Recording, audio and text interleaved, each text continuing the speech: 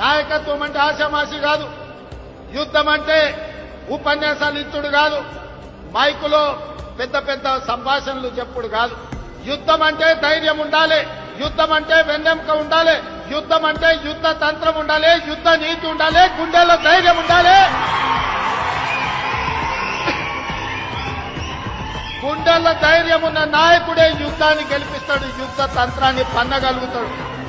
అందుకే ఇవాళ తండాలలో, గూడాలలో, మారుమూల పల్లెలో, భారతదేశం నలుమూలల 140 కోట్ల ప్రజలు ఇవాళ ఆనాటి ఇందిరమ్మని గుర్తు చేసుకున్నారు.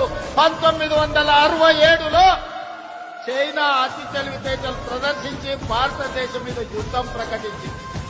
ఆనాటి ప్రధానమంత్రి శ్రీమతి ఇందిరాగాంధీ గారు తిప్పికొట్టడమే కాదు, చైనాను ఓడించి మోకాళ్ల మీద కూర్చోబెట్టి చైనాకు గుణపాఠం చెప్తే, ఆనాడు చైనా మన సరిహద్దులు దాటితే ఇందిరాగాంధీ గారు తరమడమే, పొలిమేర్లు దాటే వరకు, సరిహద్దులు దాటే వరకు తరమడమే కాదు, చైనాను 1967లో ఓడించి ప్రపంచ దేశాలకు సందేశాన్ని ఇచ్చారు. భారత్ వైపు ఎవడు కన్నెత్తి చూసినా వాళ్ళ గుట్లు వీకుతాం, పోటీలు ఆడుకుంటామని చెప్పి ఇందిరమ్మ ఆనాడు నిరూపించి చైనాకు గుణపాఠం చెప్పింది.